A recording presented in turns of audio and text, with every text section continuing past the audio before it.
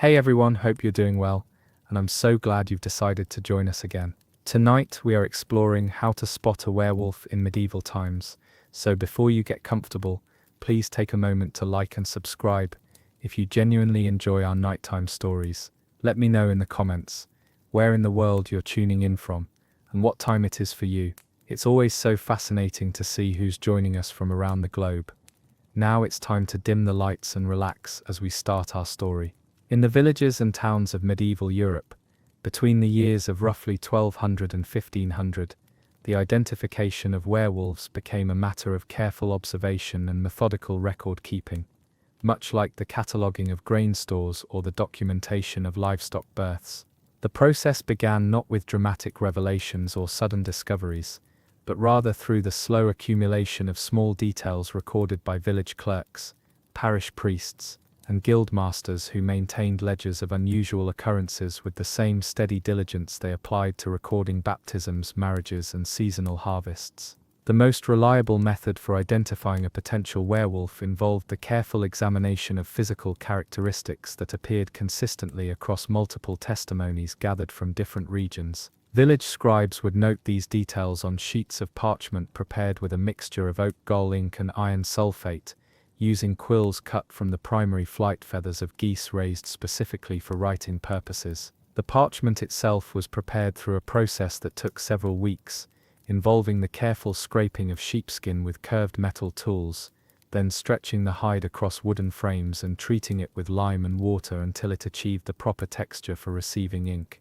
The first characteristic documented with remarkable consistency was the examination of eyebrows. In suspected werewolves, the eyebrows would grow together across the bridge of the nose, forming a continuous line of hair that could be measured with small wooden rulers marked in increments roughly equivalent to the width of a barley grain. Village officials would record these measurements in their ledgers, noting not only the length and density of the hair but also its color and texture, which often differed slightly from the hair found elsewhere on the suspect's head. These examinations typically took place in the morning hours when natural light was strongest, allowing for the most accurate observation of hair patterns and skin texture.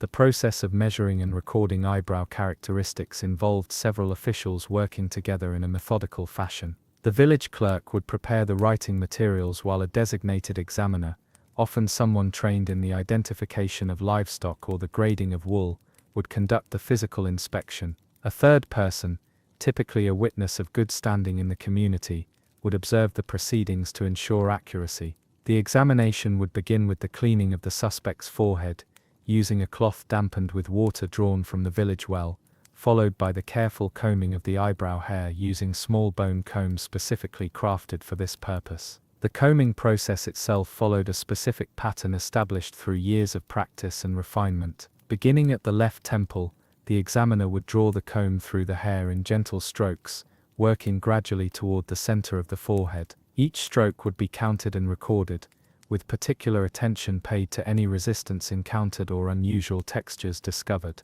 The hair would then be combed from the right temple toward the center, and finally, if the eyebrows did indeed meet, the central area would be combed both upward and downward to determine the exact nature of the hair growth pattern.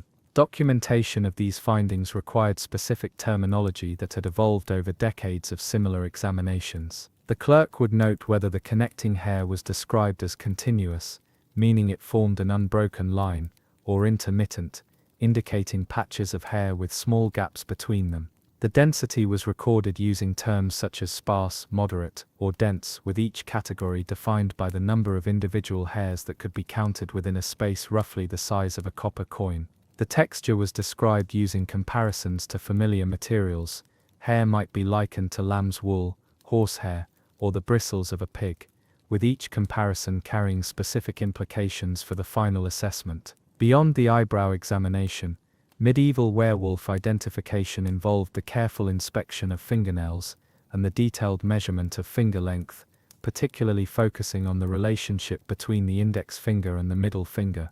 This examination required additional tools and materials, including small metal calipers crafted by local blacksmiths, measuring chains made of linked iron segments, and recording sheets prepared with grid patterns that allowed for precise documentation of measurements. The calipers were typically made from iron, heated and shaped over several hours of careful work, with the arms of the instrument filed and polished to ensure smooth operation and accurate measurement. The finger measurement process began with the preparation of the subject's hands through washing with soap made from animal fat and wood ash, followed by a careful drying process using clean linen cloths. The hands would then be placed palm down on a wooden board marked with measurements, allowing the examiner to position the fingers in a standardized manner. Each finger would be measured from the base knuckle to the tip, with the measurements recorded in units roughly equivalent to the width of a wheat grain. Particular attention was paid to the index finger, which in suspected werewolves was believed to be longer than the middle finger, a characteristic that required careful verification through multiple measurements taken at different times of day. The measurement of fingernails involved equally detailed procedures, with examiners looking for nails that curved inward toward the palm rather than growing straight outward. This curvature was measured using small wooden templates carved to represent different degrees of inward growth, with each template labeled according to a system developed by guild craftsmen, who specialized in such measurements. The templates were typically made from pieces of hardwood seasoned for several months, and carved with small knives designed specifically for detailed work. Each template would be held against the suspect's nail, and the degree of match would be recorded using a numerical system that had evolved over many years of use. The examination of teeth represented another crucial aspect of werewolf identification, requiring specialized knowledge and equipment developed specifically for this purpose. Village officials would document the sharpness and length of the canine teeth, using small metal probes to measure the points and small wooden rulers to record the length from gum line to tip. The probes were crafted from iron and brass with tips sharpened to precise points that allowed for accurate measurement of tooth sharpness without causing injury to the subject. These tools were maintained with great care, regularly cleaned with solutions of vinegar and salt, and stored in wooden cases lined with soft wool to prevent damage. The measurement of teeth involved positioning the subject in a chair designed specifically for such examinations, with the head tilted back at an angle that provided optimal access to the mouth. Natural light was preferred for these examinations, typically conducted near windows or doorways during the middle hours of the day when sunlight was strongest. The examiner would use small metal mirrors, polished to a high shine, to reflect additional light into the mouth and provide clear views of individual teeth from multiple angles. These mirrors were crafted by skilled metal workers who specialized in the creation of highly polished surfaces, using techniques that involved repeated heating, hammering, and polishing with fine abrasives made from ground stone and metal particles. Documentation of dental examinations required detailed drawings as well as written descriptions, with village scribes creating standardized diagrams that showed the position and characteristics of each tooth. These diagrams were drawn on specially prepared parchment using inks made from various natural materials, including iron gall, lamp black, and colored dyes derived from plants and minerals. The drawing process itself followed established procedures, with the scribe first sketching the overall shape of the mouth and jaw, then adding individual teeth with careful attention to their relative sizes and positions. Each tooth would be labeled with a number or letter, and corresponding notes would describe its condition, shape, and any unusual characteristics observed during the examination. The systematic recording of these observations required the development of standardized forms and procedures that could be used consistently across different villages and regions. These forms were typically created by copying established templates onto fresh parchment, using the same careful lettering techniques employed for other official documents. The forms included spaces for recording the date of examination, the names of officials present, detailed measurements and observations, and conclusions reached based on the evidence gathered. Each form would be signed by the examining officials and witnessed by community members, then filed in wooden chests specifically designated for the storage of such documents. The storage and organization of werewolf identification records involved careful attention to preservation and accessibility, with documents arranged chronologically and geographically according to systems developed over many years of record-keeping experience. The wooden storage chests were constructed from oak or other hardwoods known for their resistance to moisture and insects, with metal hinges and locks crafted by local blacksmiths. Inside each chest, documents were wrapped in oiled cloth, to provide additional protection from dampness and stored in compartments separated by wooden dividers. The chests themselves were typically kept in dry, secure locations within village halls or religious buildings, with access restricted to authorized officials. Beyond physical characteristics, medieval werewolf identification involved the careful observation of behavioral patterns that could be documented and analyzed over extended periods of time. Village officials would maintain logs of individual activities, noting patterns of absence from community gatherings, unusual eating habits, and changes in sleep patterns that might indicate lycanthropic transformation. These behavioral observations required the cooperation of multiple community members, each tasked with recording specific types of information according to established procedures and reporting schedules. The documentation of behavioral patterns involved creating detailed daily logs that recorded the activities and whereabouts of suspected individuals during specific time periods, particularly focusing on the days surrounding the full moon when transformations were most likely to occur. These logs were maintained on specially prepared writing materials, with entries made using standardized notation systems that allowed for quick reference and comparison across different time periods. Village clerks would review these logs regularly, looking for patterns and anomalies that might support or contradict suspicions of lycanthropy. The process of gathering behavioral information required careful coordination among various community members, including neighbors, family members, merchants and craftsmen, who might have regular contact with suspected individuals. Each observer was provided with small wooden tablets coated with wax, allowing them to make temporary notes that could later be transferred to permanent parchment records. The wax tablets were prepared by heating beeswax to the proper consistency and spreading it evenly across wooden surfaces that had been carved with raised edges to contain the wax. These tablets could be reused many times by simply reheating the wax and smoothing the surface with heated metal tools. The coordination of multiple observers required regular meetings where information could be shared and compared, with village officials facilitating these gatherings according to schedules that balanced the need for information with the practical demands of daily life in medieval communities. These meetings typically took place in the evening hours after the completion of daily work, in locations that provided sufficient space and privacy for detailed discussions. The meetings would begin with a review of previously recorded information, followed by reports from individual observers, and concluded with the planning of future observation activities. Monthly summaries of behavioral observations were compiled by village clerks who specialized in the organization and analysis of such information, using techniques developed through years of experience in record keeping and document management. These summaries included statistical analyses of patterns and trends, comparisons with previous months and years, and recommendations for additional observation or examination activities. The compilation process involved the careful review of daily logs, the extraction of relevant information, and the preparation of summary documents that could be easily understood by village officials and community leaders. The analysis of behavioral patterns also involved comparison with established criteria that had been developed through the systematic study of confirmed werewolf cases from other villages and regions. These criteria were documented in reference manuals that were copied and distributed among villages, providing standardized guidelines for the interpretation of observational data. The manuals included detailed descriptions of significant behavioral patterns, guidelines for distinguishing between normal variations and suspicious activities, and procedures for documenting and reporting findings to higher authorities. Regional variations in werewolf identification procedures reflected local customs and available resources, with different areas developing specialized techniques adapted to their particular circumstances and needs. Villages in mountainous regions might emphasize different physical characteristics than those in coastal areas,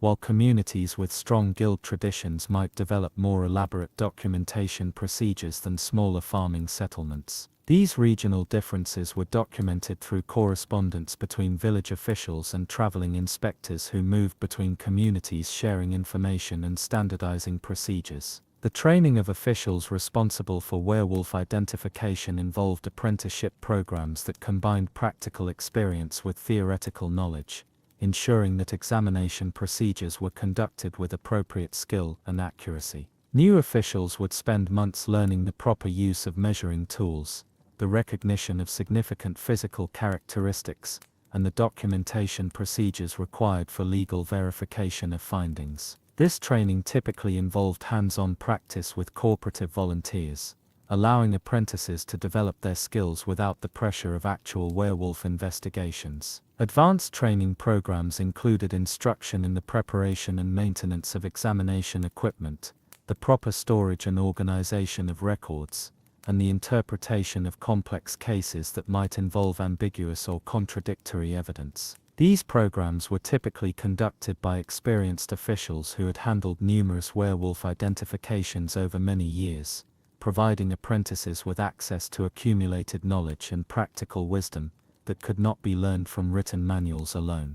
The standardization of werewolf identification procedures across different regions required ongoing communication and coordination among village officials, facilitated by traveling inspectors and regional administrators, who ensured consistency in methods and documentation. These coordination efforts involved regular meetings, the sharing of case studies and best practices, and the development of updated procedures that incorporated new knowledge and improved techniques. The meetings typically lasted several days, and included both theoretical discussions and practical demonstrations of examination procedures. Quality control measures were implemented to ensure the accuracy and reliability of werewolf identifications, involving periodic reviews of procedures and documentation by independent officials who specialized in such evaluations. These reviews included re-examination of physical evidence, verification of measurement procedures, and assessment of the completeness and accuracy of written records. Any discrepancies or concerns identified during these reviews would be addressed through additional training, revised procedures, or in some cases re-examination of suspected individuals. The seasonal timing of werewolf identification activities reflected both practical considerations and traditional beliefs about the most effective periods for such examinations. Many villages concentrated their identification efforts during specific months when lunar cycles were believed to be most revealing, while also considering weather conditions that affected the accuracy of physical examinations and the availability of officials and community members to participate in the process. Weather-related modifications to examination procedures included adjustments for seasonal changes in lighting conditions, temperature effects on the accuracy of measurements, and the availability of materials and equipment that might be affected by moisture or extreme temperatures. Village officials developed contingency procedures for conducting examinations under various weather conditions, ensuring that identification activities could continue throughout the year regardless of environmental challenges.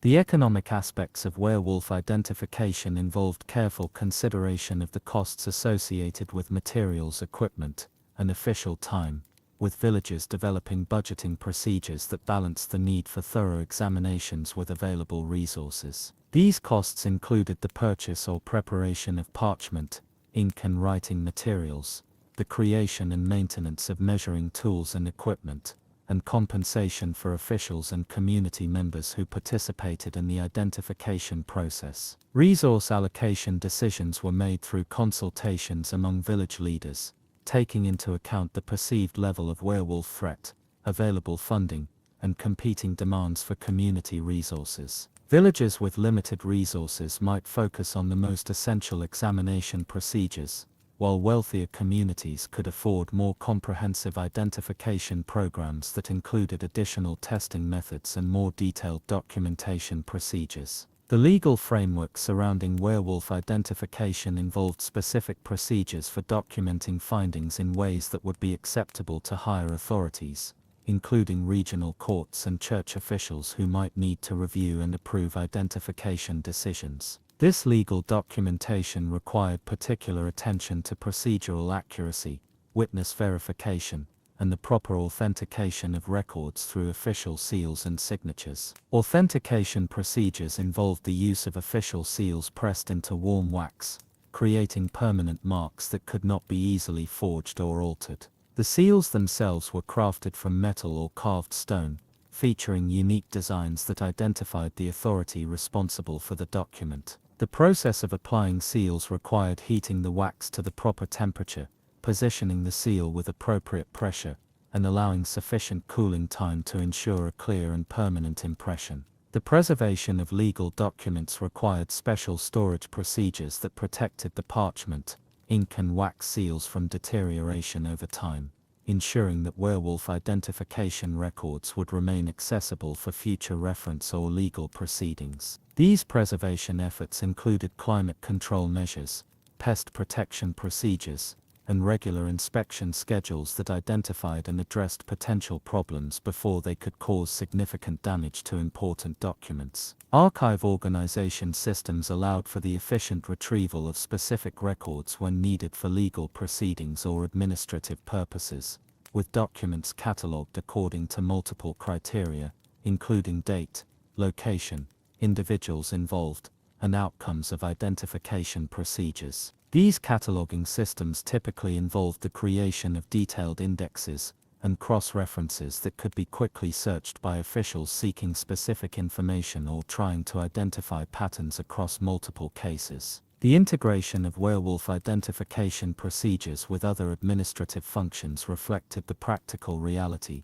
that village officials had multiple responsibilities and needed to coordinate various activities efficiently and effectively. Werewolf identification often shared resources, personnel and procedures with other types of investigations and examinations, creating opportunities for increased efficiency, while also requiring careful attention to maintaining appropriate standards for each type of activity. Cross-training programs allowed officials to develop competency in multiple types of examinations and investigations, reducing the need for specialized personnel while ensuring that villages maintained adequate capacity for handling various types of cases. These programs typically involved extensive practical experience supplemented by theoretical instruction in the principles underlying different examination procedures and documentation requirements. Inter-village cooperation in werewolf identification included the sharing of information about suspected individuals who might travel between communities,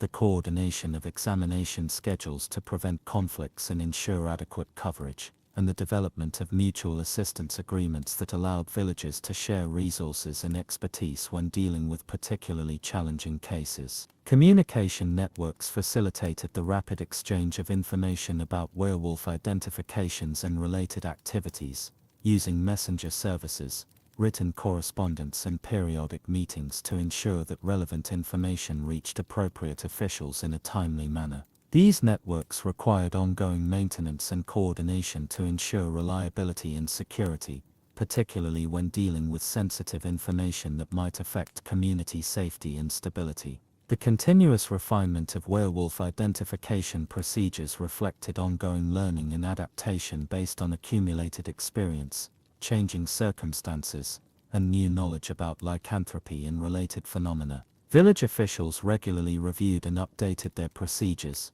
incorporating lessons learned from individual cases, feedback from community members, and recommendations from regional authorities and traveling experts. Documentation of procedural improvements included detailed records of changes made, reasons for modifications and assessments of the effectiveness of new approaches compared to previous methods. These improvement records provided valuable information for other villagers seeking to enhance their own identification procedures, and contributed to the overall development of more effective and reliable methods for werewolf identification throughout medieval Europe. The gradual accumulation of werewolf identification knowledge created increasingly sophisticated understanding of lycanthropy and related phenomena, allowing medieval communities to develop more nuanced and effective approaches to this persistent challenge. This knowledge was preserved in written form and passed down through generations of officials, ensuring continuity in identification capabilities,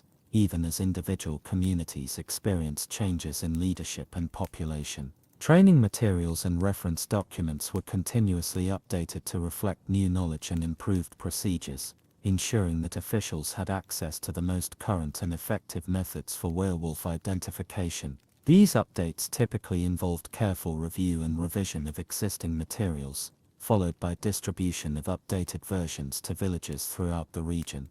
along with training sessions that helped officials understand and implement the new procedures effectively. The long-term effectiveness of medieval werewolf identification procedures depended on sustained community commitment to maintaining high standards of accuracy and thoroughness, despite the ongoing costs and practical challenges involved in such detailed and methodical work. This commitment required regular reinforcement through community education, official training programs, and periodic demonstrations of the importance and value of careful werewolf identification for community safety and stability. Community education efforts included public discussions of werewolf identification procedures, demonstration of examination techniques, and explanation of the reasoning behind various requirements and standards. These educational activities helped build public understanding and support for identification programs while also providing opportunities for community members to contribute their own observations and suggestions for improvement.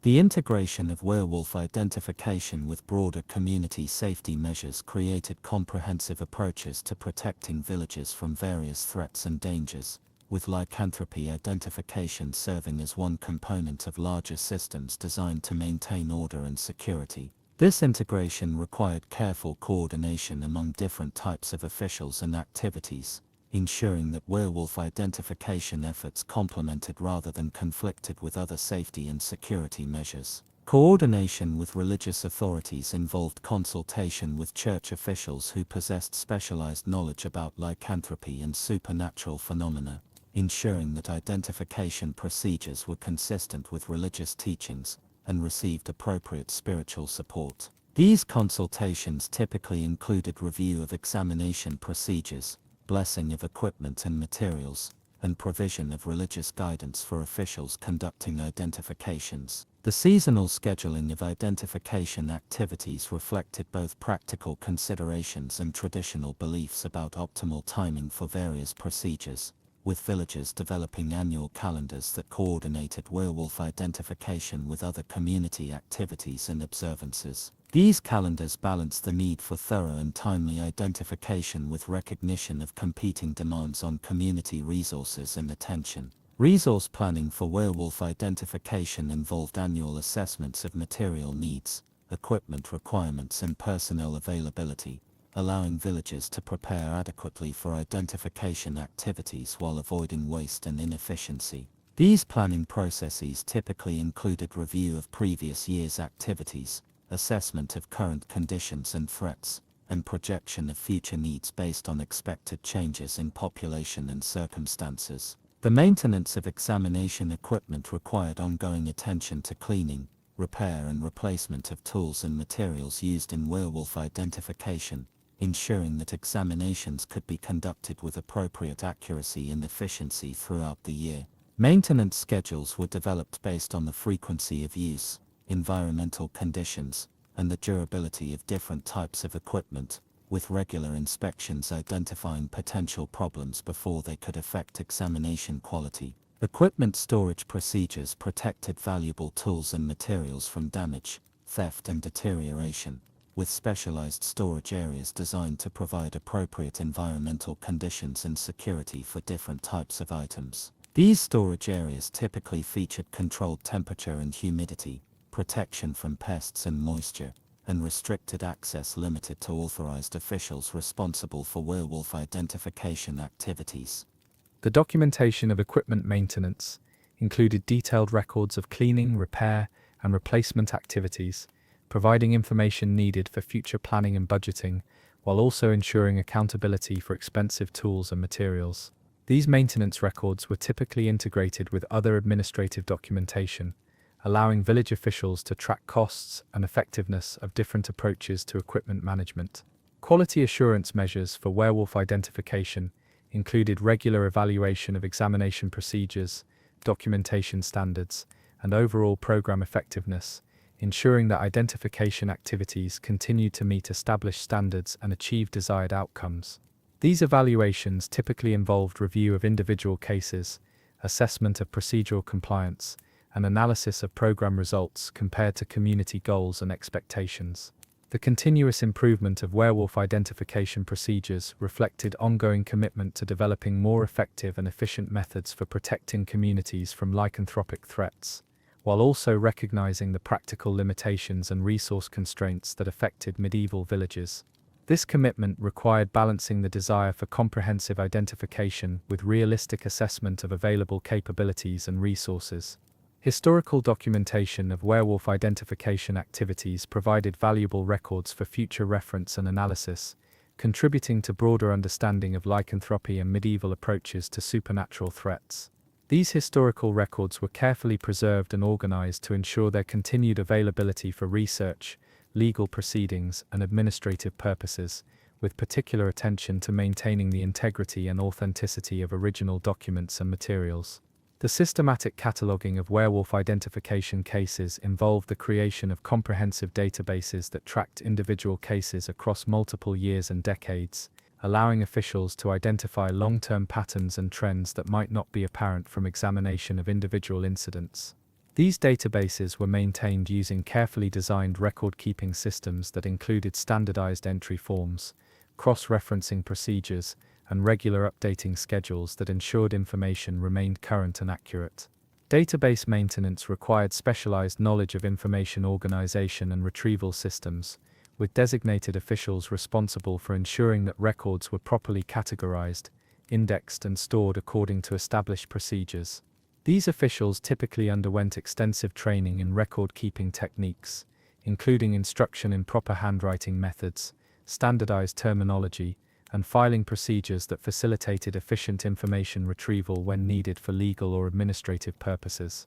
The creation of summary reports from werewolf identification databases involved careful analysis of accumulated data, with officials extracting relevant information and presenting it in formats that could be easily understood by community leaders and regional authorities. These reports typically included statistical summaries of identification activities, analysis of trends and patterns, and recommendations for future program improvements based on observed outcomes and changing community needs. Statistical analysis of werewolf identification data required mathematical skills and analytical techniques that were developed through specialized training programs designed to prepare officials for this complex and demanding work. The analysis involved calculation of identification rates, assessment of procedural effectiveness, and comparison of outcomes across different time periods and geographic regions. Officials used simple counting methods and proportional calculations to identify significant patterns and variations in identification activities. The preparation of statistical summaries involved the use of specialized calculation tools, including counting boards made from wood and marked with numerical grids, and small stones or wooden tokens used for keeping track of quantities during analysis. These tools were crafted by local artisans according to specifications developed through years of practical experience, with particular attention to durability and accuracy in mathematical calculations. Comparative analysis between different villages and regions required the standardization of data collection and reporting procedures, ensuring that information from various sources could be meaningfully compared and analyzed. This standardization involved the development of common terminology, measurement units, and reporting formats that were adopted across multiple communities through coordination efforts led by regional administrators and traveling officials. The exchange of statistical information between communities involved regular correspondence and periodic meetings where officials shared their findings and discussed implications for future werewolf identification activities. These exchanges provided opportunities for learning about effective techniques and procedures developed in other locations, while also identifying potential problems or challenges that might require coordinated responses across multiple communities. Advanced analytical techniques included the creation of charts and graphs that visually represented trends and patterns in werewolf identification data, using methods adapted from commercial and agricultural record-keeping practices. These visual representations were created on specially prepared parchment using colored inks and careful measurement techniques that ensured accuracy and clarity in the presentation of complex information. The interpretation of statistical trends required consideration of various factors that might influence werewolf identification rates, including seasonal variations, changes in population, modifications to examination procedures, and broader social or economic conditions that affected community life. Officials developed expertise in recognizing and accounting for these various influences when analyzing identification data and preparing recommendations for future activities. Long-term trend analysis involved the compilation of data spanning multiple years or decades, requiring careful attention to changes in procedures, personnel, and community conditions that might affect the comparability of information across different time periods. This analysis provided insights into the effectiveness of different approaches to werewolf identification and helped guide decisions about program modifications and improvements. The documentation of analytical methods and findings created reference materials that could be used by future officials and researchers interested in understanding werewolf identification procedures and outcomes. These reference materials included detailed descriptions of analytical techniques, explanations of statistical calculations, and interpretation of findings in the context of broader community safety and security concerns. Training programs for statistical analysis included instruction in mathematical techniques, data organization methods, and interpretation skills needed for effective analysis of werewolf identification information. These programs typically combined theoretical instruction with practical exercises using actual identification data, allowing trainees to develop competency in analytical methods while working with real-world examples and cases. The application of analytical findings to program improvement involved careful consideration of statistical evidence in conjunction with practical experience and community feedback, ensuring that modifications to werewolf identification procedures were based on comprehensive understanding of program effectiveness and community needs. This application process required collaboration between analytical specialists and program administrators who possessed different types of expertise and perspective. Quality control measures for statistical analysis included independent verification of calculations, review of analytical methods, and assessment of the accuracy and completeness of underlying data used in statistical summaries. These measures ensured that analytical findings were reliable and could be confidently used for decision-making and program planning purposes. The integration of statistical analysis with other aspects of werewolf identification created comprehensive information systems that supported effective program management and continuous improvement efforts. This integration required coordination between data collection activities, analytical procedures, and program administration, with careful attention to ensuring that information flowed efficiently between different components of the identification system. Specialized roles within werewolf identification programs included statistical analysts, data collectors, examination specialists, and program administrators, each with specific responsibilities and training requirements that reflected the complexity and technical demands of effective lycanthropy identification. The coordination of these different roles required clear communication procedures and regular meetings that ensured all program components worked together effectively. Career development opportunities for werewolf identification officials included advancement paths that recognized specialized skills and experience, with senior positions available for individuals who demonstrated exceptional competency in examination procedures, statistical analysis, or program administration.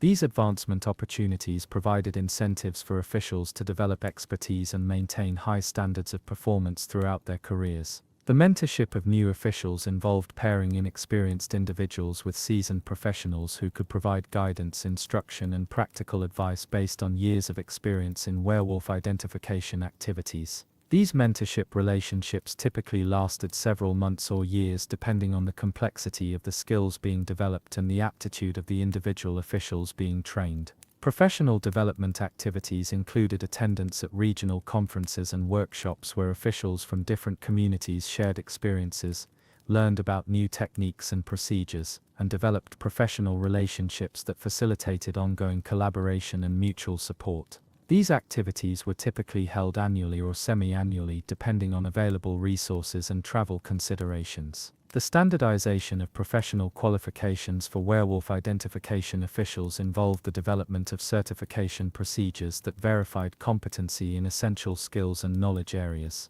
These certification procedures typically included written examinations, practical demonstrations, and evaluation of work performance over extended periods, ensuring that officials met established standards before being granted full responsibility for identification activities. Continuing education requirements ensured that werewolf identification officials maintained current knowledge of procedures, techniques, and legal requirements throughout their careers. These requirements typically included periodic training sessions, review of updated procedures and materials, and demonstration of ongoing competency through regular performance evaluations and skill assessments. The coordination of werewolf identification activities with broader regional security measures involved consultation and collaboration with military officials, law enforcement authorities, and other security specialists who dealt with various types of threats to community safety. This coordination ensured that lycanthropy identification efforts complemented other security activities and contributed to comprehensive approaches to community protection.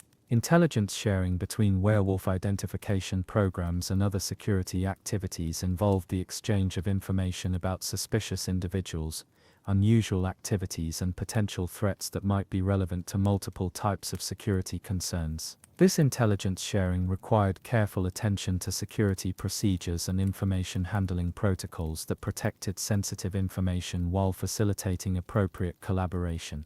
The development of emergency response procedures for werewolf identification programs included planning for situations where immediate action might be required based on identification findings such as the discovery of active lycanthropes or imminent threats to community safety. These procedures typically involved coordination with local authorities, notification of community members, and implementation of protective measures designed to minimize risk while allowing for appropriate response actions. Training for emergency response situations included simulation exercises that allowed officials to practice implementing emergency procedures under realistic conditions, ensuring that they could respond effectively when faced with actual emergencies. These exercises typically involved multiple agencies and officials, providing opportunities to test coordination procedures and identify potential problems before they occurred in real situations. The evaluation of emergency response capabilities involved regular assessment of procedures, equipment, and personnel readiness,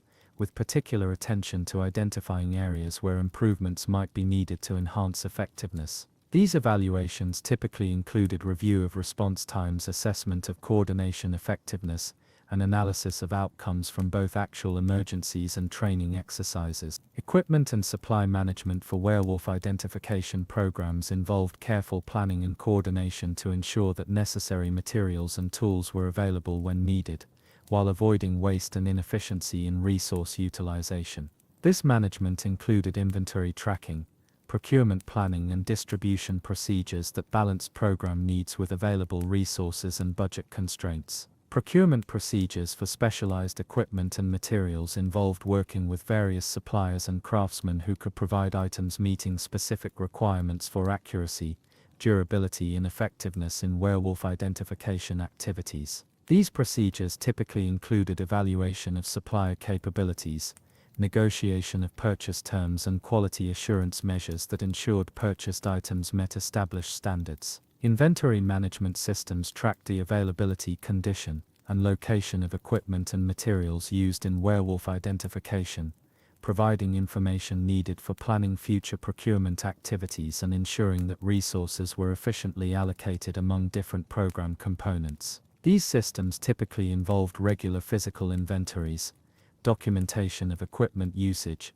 and tracking of maintenance and replacement needs. The standardization of equipment specifications ensured that tools and materials used in different locations met consistent quality and performance standards, facilitating coordination between communities and allowing for shared training and operational procedures. This standardization involved the development of detailed specifications for various types of equipment along with testing procedures that verified compliance with established standards. Maintenance schedules for werewolf identification equipment included regular cleaning, calibration, and repair activities, designed to ensure continued accuracy and reliability of measurement tools and examination equipment.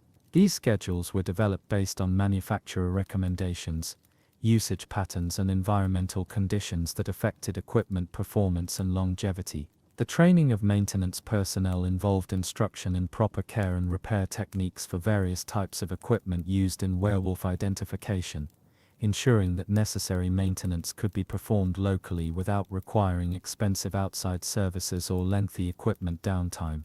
This training typically included both theoretical instruction and hands-on practice with actual equipment under the supervision of experienced maintenance specialists. Documentation of maintenance activities included detailed records of all cleaning, repair and replacement actions performed on Werewolf identification equipment, providing information needed for warranty claims, replacement planning, and evaluation of equipment performance over time.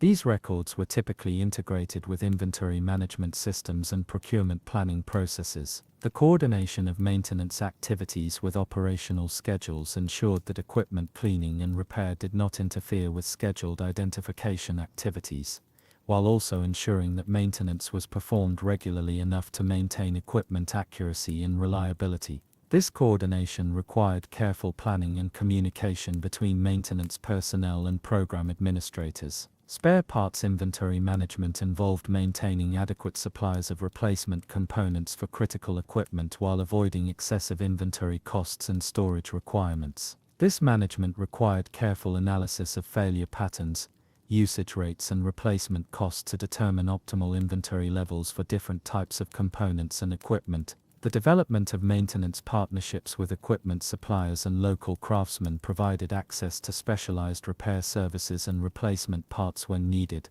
while also supporting local economic activity and maintaining good relationships with community businesses. These partnerships typically involved negotiated service agreements and preferred supplier arrangements that provided benefits to both parties. Quality assurance measures for equipment maintenance included regular testing and calibration of repaired equipment, along with documentation of maintenance quality and effectiveness over time.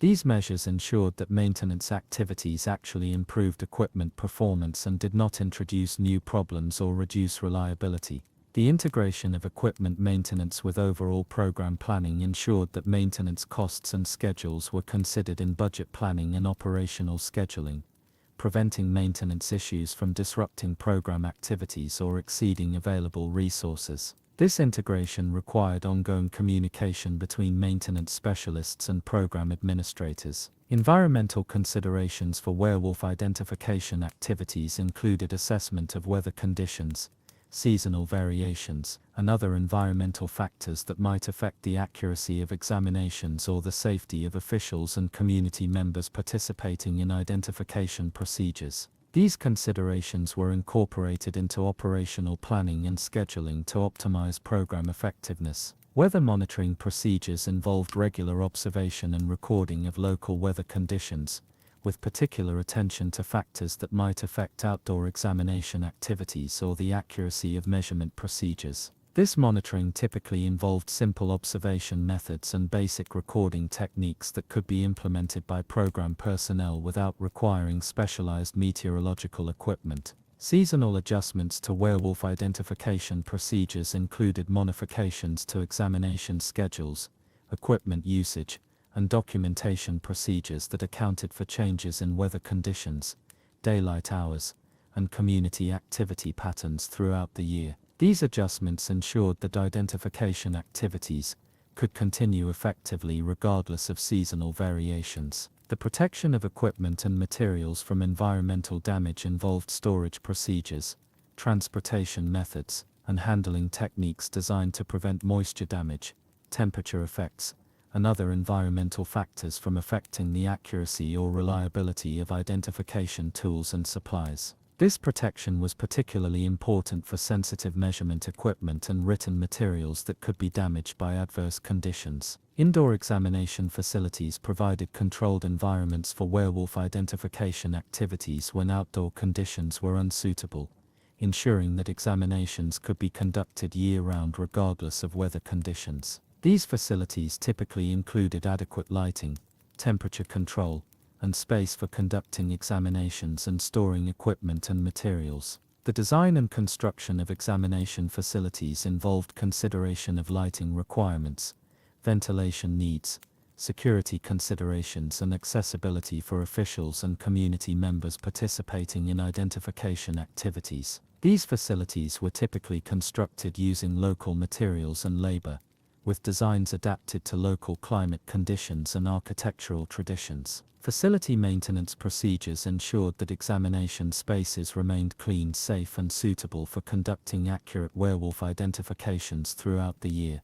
This maintenance included regular cleaning, repair of lighting and ventilation systems, and security measures that protected equipment and materials stored in the facilities. The coordination of facility usage involved scheduling procedures that ensured examination spaces were available when needed, while also allowing for maintenance activities and other community uses of the facilities. This coordination required communication between program administrators and facility managers to prevent conflicts and ensure efficient use of available space. Security measures for werewolf identification facilities included physical security for equipment and materials, access control procedures, and information security measures that protected sensitive identification records and data.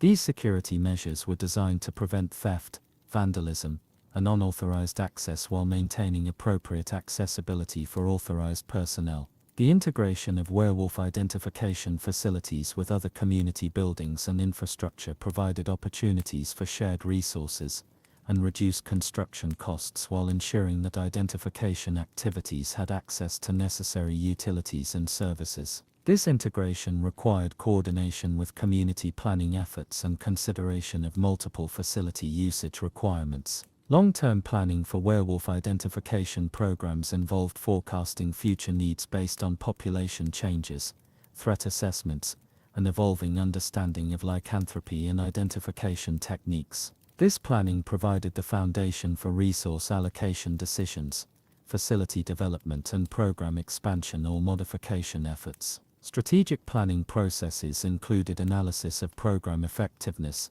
assessment of community needs and priorities, and evaluation of resource availability and constraints that might affect future program development. These processes typically involved consultation with community leaders, program officials, and other stakeholders who had relevant expertise and perspectives. The development of long-term budgets for werewolf identification programs required careful analysis of costs, revenue sources, and resource allocation priorities that balanced program needs with other community funding requirements. These budgets typically covered multi-year periods and included provisions for equipment replacement, facility maintenance, personnel training, and program expansion activities. Resource allocation decisions involved careful consideration of competing priorities and available funding, with attention to maintaining essential program capabilities, while also supporting program improvement and expansion efforts when resources permitted. These decisions required ongoing communication between program administrators and community leaders responsible for overall resource allocation. Performance measurement systems for werewolf identification programs included metrics and evaluation procedures that assessed program effectiveness, efficiency, and community impact over time. These systems provided information needed for program improvement efforts and accountability reporting to community leaders and regional authorities. The establishment of performance standards and goals provided benchmarks for evaluating program success and identifying areas where improvement efforts might be needed. These standards typically reflected community expectations, regulatory requirements, and professional best practices developed through experience with similar programs in other locations. Regular performance reviews involved systematic evaluation of program activities and outcomes with particular attention to identifying trends, problems, and opportunities for improvement. These reviews typically included analysis of statistical data, feedback from community members, and assessment of program compliance with established procedures and standards. The documentation of performance evaluation findings created records that could be used for program improvement planning, accountability reporting, and historical analysis of program development over time. This documentation typically included both quantitative data and qualitative assessments that provided comprehensive understanding of program performance and effectiveness. Continuous improvement initiatives based on performance evaluation findings involved systematic efforts to enhance program effectiveness, efficiency, and community satisfaction through targeted modifications to procedures, training, equipment, and organizational structure. These initiatives required careful planning and implementation to ensure that changes actually improve program performance without creating new problems. The implementation of program improvements involved careful coordination of changes to procedures, training of personnel, modification of equipment and facilities, and communication with community members about changes that might affect their participation in identification activities. This implementation required detailed planning and phased introduction of changes to minimize disruption to ongoing program activities. Evaluation of improvement initiatives involved assessment of whether implemented changes actually achieved desired outcomes and did not create unintended consequences that reduced program effectiveness or community satisfaction. This evaluation typically involved comparison of performance before and after implementation of changes, along with feedback from program personnel and community members. The institutionalization of successful improvements involved integration of proven changes into standard operating procedures, training materials and performance expectations,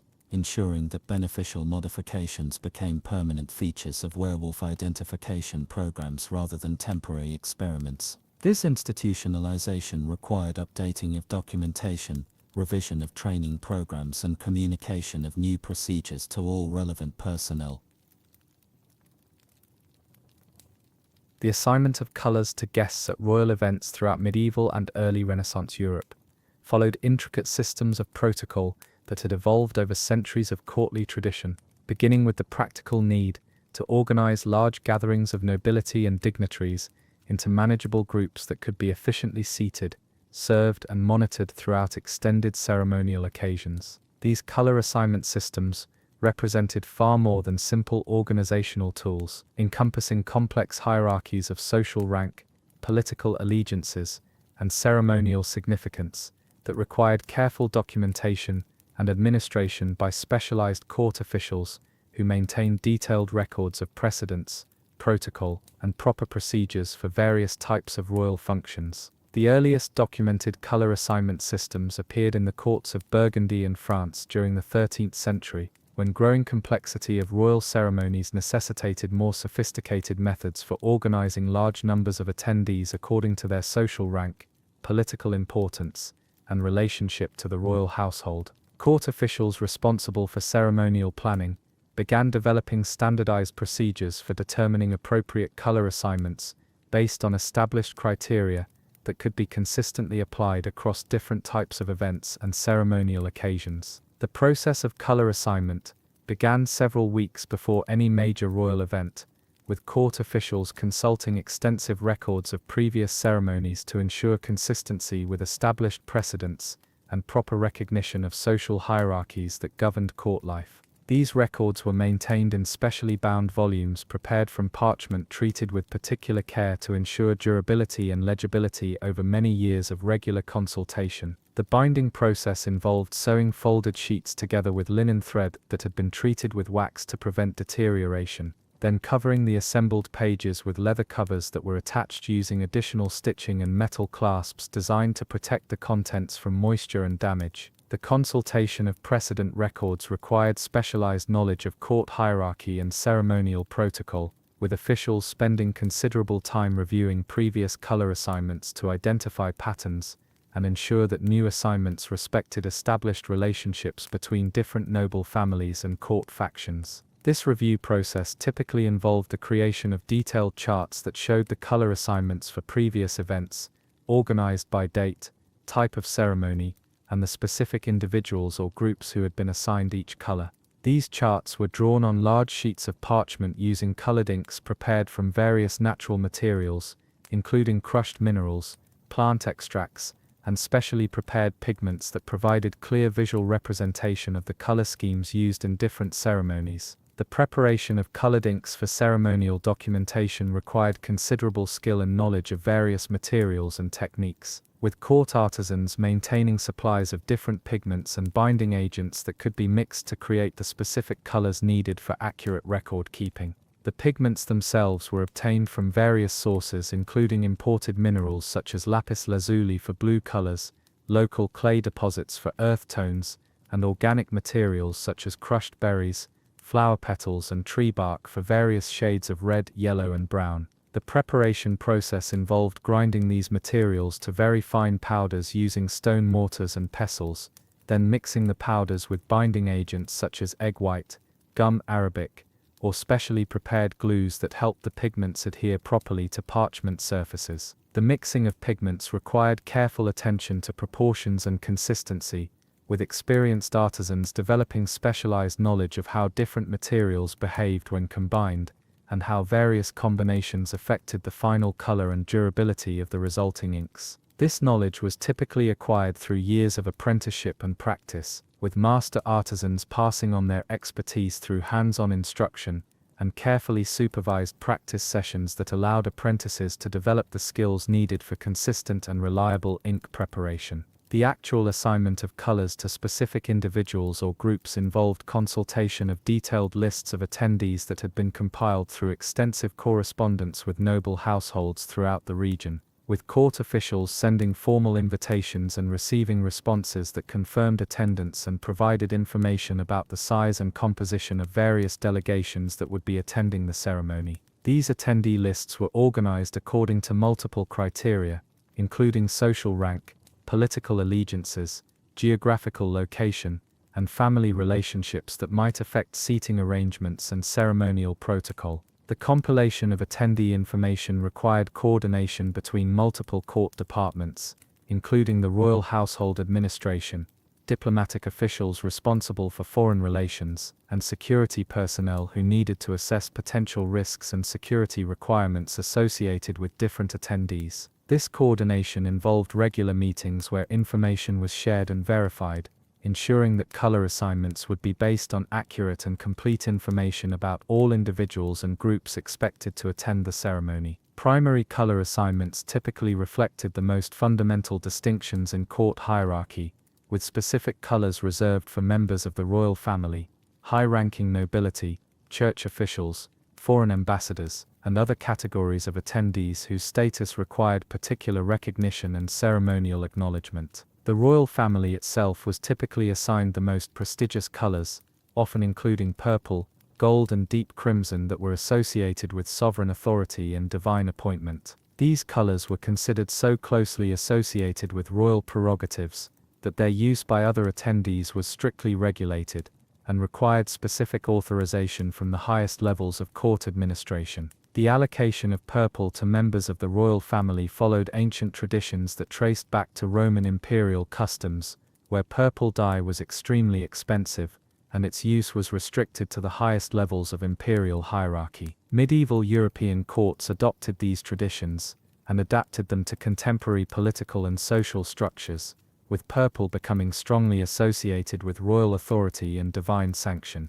The specific shades of purple used for different members of the royal family were carefully regulated, with the monarch typically assigned the deepest and most saturated purple, while other family members received lighter shades that reflected their position in the line of succession and their relative importance in court hierarchy. Gold assignments represented the highest level of honor that could be extended to non-royal attendees, typically reserved for the most senior church officials, foreign rulers or their representatives, and the highest-ranking members of the domestic nobility, whose loyalty and service to the crown had been particularly distinguished. The use of gold in ceremonial contexts carried connotations of divine favor and exceptional merit, making it a particularly meaningful honor that was granted only after careful consideration of the recipient's status and contributions to the realm. The preparation of gold-colored ceremonial items required specialized techniques and materials, including the use of actual gold leaf or gold powder mixed with appropriate binding agents to create fabrics, decorations, and accessories that displayed the assigned color with appropriate richness and brilliance. This preparation was typically handled by master craftsmen, who specialized in working with precious metals and had developed the skills needed to create items that met the exacting standards expected for use in royal ceremonies. Crimson assignments occupied a significant position in the color hierarchy, often associated with high-ranking military officials, senior court administrators, and members of noble families whose service to the crown had been particularly noteworthy in military or administrative contexts. The deep red color was associated with courage, loyalty, and sacrifice, making it particularly appropriate for individuals whose contributions to the realm had involved significant personal risk or exceptional dedication to royal service. The production of crimson dyes required access to expensive imported materials, particularly cochineal insects that were harvested in distant regions and processed through complex procedures that extracted the red pigments used for dyeing fabrics and preparing colored inks. The importation and processing of these materials was typically controlled by specialized merchants and craftsmen, who maintained the supplies needed for royal ceremonial purposes, with court officials maintaining detailed records of purchases and inventory to ensure adequate supplies were available for major ceremonies. Secondary color assignments included a broader range of colors that were used to distinguish between different categories of lesser nobility, court officials, and other attendees whose status required recognition, but who did not qualify for the primary colors reserved for the highest ranks of court hierarchy. These secondary colors included various shades of blue, green, brown and other hues that could be produced using more readily available materials, while still providing clear visual distinctions between different groups of attendees. Blue assignments were often associated with administrative officials, legal advisors, and scholars who served the court in intellectual or bureaucratic capacities, with the color chosen to reflect the wisdom and reliability expected from individuals in these positions. Different shades of blue were used to distinguish between various levels of administrative hierarchy, with deeper blues typically assigned to more senior officials and lighter shades used for junior administrators and support personnel. The preparation of blue dyes involved the use of various materials, including woad plants that were cultivated specifically for dye production, imported indigo, that provided deeper and more consistent blue colors, and various mineral sources that could be processed to create different shades and intensities of blue coloration. The processing of these materials required specialized knowledge and equipment, with dye masters maintaining facilities that included large vats for soaking and processing plant materials, grinding equipment for preparing mineral pigments, and storage areas for maintaining supplies of finished dyes. Green assignments were frequently used for individuals associated with agricultural administration, forest management, and other aspects of land stewardship that were essential to the economic foundation of the realm. The color choice reflected the connection between these officials and the natural resources that provided the wealth and sustenance necessary for maintaining the royal court and supporting the broader population of the kingdom. The creation of green dyes typically involved the combination of blue and yellow pigments, requiring careful attention to proportions and mixing techniques that produced consistent and durable green colors suitable for ceremonial use. This process required coordination between different craftsmen who specialized in producing the component colors, along with master dyers who had developed expertise in combining pigments to create the specific shades of green needed for different ceremonial applications. Brown assignments were commonly used for merchant representatives, craft guild leaders, and other individuals whose attendance at royal ceremonies reflected their economic importance rather than noble birth or court appointment. The choice of brown colors acknowledged the essential role of commerce and craftsmanship in supporting the realm, while maintaining clear distinctions between these attendees and those whose higher social rank qualified them for more prestigious color assignments. The production of brown dyes utilized readily available local materials, including various types of bark, roots and earth pigments that could be processed using relatively simple techniques and equipment. This accessibility of materials made brown dyes particularly economical for use with large numbers of attendees, while the variety of natural brown materials available allowed for subtle distinctions between different subcategories of attendees within this general classification. Tertiary color assignments encompassed an even broader range of hues and shades that were used to accommodate the diverse array of individuals who might attend major royal ceremonies, including minor nobles, local officials, foreign visitors of modest rank, and various other categories of attendees whose presence was desired or required for political, diplomatic or ceremonial reasons. These tertiary assignments required careful coordination to ensure that all attendees received appropriate recognition, while maintaining the overall coherence and dignity of the ceremonial color scheme.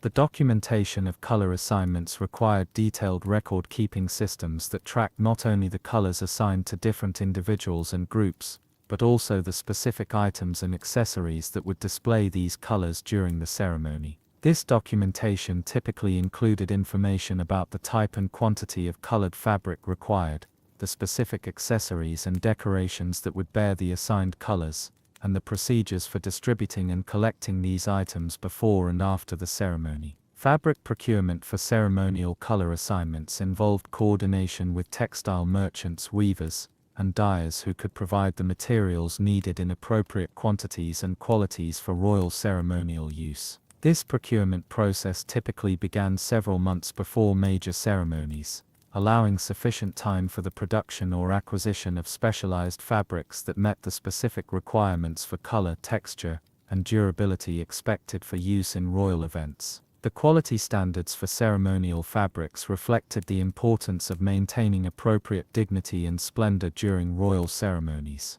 with court officials establishing detailed specifications for different types of materials based on their intended use and the status of the individuals who would wear or display them. These specifications typically included requirements for color consistency, fabric weight and texture, durability under various conditions, and resistance to fading or other deterioration that might compromise the appearance of the ceremony. Textile inspection procedures ensured that all fabrics used for ceremonial purposes met established quality standards, with experienced officials examining materials for color accuracy, consistency of weave, absence of defects, and overall suitability for their intended ceremonial applications. This inspection process typically involved careful examination of sample pieces from larger fabric lots, testing of color fastness under various conditions, and verification that the materials matched the specifications established for different color assignments and ceremonial applications. The distribution of colored items to ceremony attendees required careful logistics and coordination, with court officials developing systems for organizing,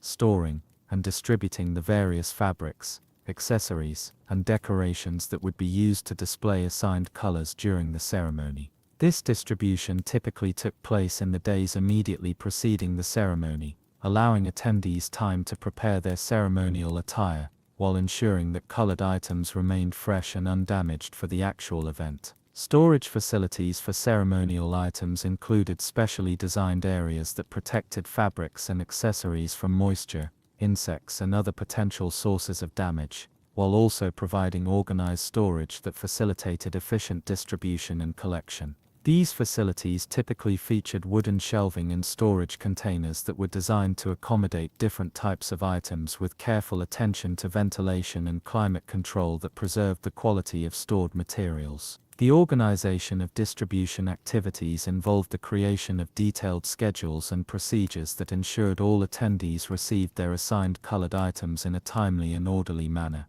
while also providing opportunities for any necessary adjustments or corrections to color assignments based on last-minute changes in attendance or ceremonial protocol. This organization typically required the coordination of multiple teams of officials who were responsible for different aspects of the distribution process. Ceremonial protocols for the display of assigned colors included specific requirements for how colored items should be worn or displayed, the timing of when colors should be visible during different parts of the ceremony, and the procedures for transitioning between different ceremonial phases that might involve changes in color arrangements or displays. These protocols were typically documented in detailed ceremonial manuals that provided step-by-step instructions for all aspects of color-related ceremonial procedures. The training of court officials responsible for color assignment and ceremonial coordination involved extensive instruction in protocol requirements, historical precedents, and practical procedures for managing the complex logistics associated with large-scale royal ceremonies. This training typically included both theoretical instruction in ceremonial principles and practical experience in managing actual ceremonies under the supervision of experienced officials. Apprenticeship programs for ceremonial officials provided structured learning opportunities that combined classroom instruction with hands-on experience in various aspects of ceremony planning and execution, including color assignment procedures, fabric procurement and distribution, and the coordination of ceremonial activities. These programs typically lasted several years and included progressively more complex responsibilities as apprentices demonstrated competency in basic ceremonial skills and knowledge. Advanced training for senior ceremonial officials included instruction in diplomatic protocol, international ceremonial customs, and the complex political considerations that influence ceremonial planning and color assignment decisions. This advanced training was essential for officials who would be responsible for managing ceremonies involving foreign dignitaries or politically sensitive situations that required careful attention to protocol and diplomatic considerations. The coordination of color assignments with other ceremonial elements required careful integration of color schemes with seating arrangements, processional orders, musical accompaniment, and other aspects of royal ceremonies that contributed to the overall impact and effectiveness of these important state occasions. This coordination typically involved regular meetings between officials responsible for different aspects of ceremony planning, ensuring that all elements worked together harmoniously. Seating arrangement procedures took into account both color assignments and social hierarchy, with officials developing detailed charts that showed the placement of different colored groups within the ceremonial space. These arrangements required careful attention to sight lines, accessibility, and the visual impact of different color combinations, ensuring that the overall appearance of the assembled attendees contributed to the dignity and splendor of the ceremony. The design of ceremonial spaces often incorporated color considerations into architectural and decorative elements, with hangings, banners, and other decorative features chosen to complement and enhance the color assignments of ceremony attendees. This integration of environmental and personal color elements created unified visual experiences that reinforced the ceremonial significance of royal events, and demonstrated the sophistication and resources of the royal court. Processional arrangements for colored groups required careful choreography that took into account the visual impact of different color sequences, the practical considerations of moving large numbers of people through ceremonial spaces, and the protocol requirements that governed the order of precedence for different categories of attendees. These arrangements were typically planned in advance and practiced by key participants to ensure smooth execution during actual ceremonies. Musical accompaniment for ceremonial processions often included specific pieces or themes associated with different color groups, with court musicians developing repertoires that enhanced the ceremonial significance of color assignments and contributed to the overall emotional impact of royal ceremonies. This musical coordination required collaboration between ceremonial officials and court musicians to ensure appropriate timing and the phonic integration. The documentation of ceremonial procedures included detailed records of successful color assignment systems and ceremonial arrangements that could serve as precedents for future events, with court officials maintaining comprehensive archives of ceremonial protocols, color schemes, and procedural innovations that had proven effective in previous ceremonies. These archives provided valuable resources for planning future events and maintaining consistency in ceremonial standards. Record-keeping systems for ceremonial documentation utilized standardized forms and filing procedures that facilitated efficient storage and retrieval of information about previous ceremony, color assignments, and procedural details that might be relevant for future event planning. These systems typically included cross-referencing procedures that allowed officials to quickly locate information about specific individuals, color assignments, or ceremonial precedents. The preservation of ceremonial records required careful attention to storage conditions,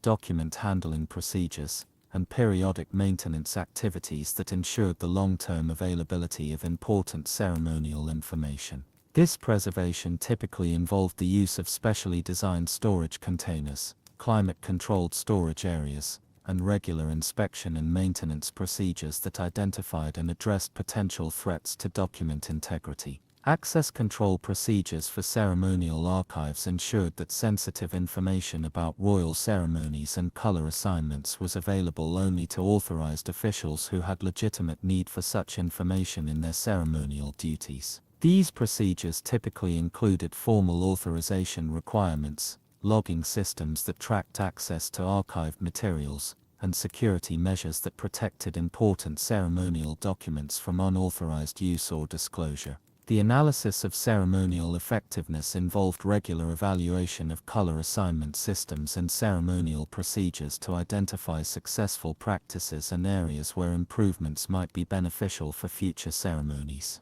This analysis typically included feedback from ceremony attendees, assessment of logistical efficiency, and evaluation of the overall impact and success of different ceremonial approaches. Feedback collection procedures provided structured methods for gathering information from ceremony participants about their experiences with color assignments, ceremonial procedures, and overall satisfaction with different aspects of royal ceremonies. This feedback was typically collected through formal surveys, informal conversations, and structured debriefing sessions that allowed officials to identify both successful practices and areas needing improvement. The evaluation of logistical efficiency involved analysis of resource utilization, timing of different ceremonial activities, and the effectiveness of coordination between different officials and departments responsible for various aspects of ceremony planning and execution. This evaluation provided information that could be used to improve future ceremonies and reduce costs while maintaining appropriate standards of ceremonial dignity and effectiveness. Impact assessment procedures evaluated the broader effects of royal ceremonies on political relationships,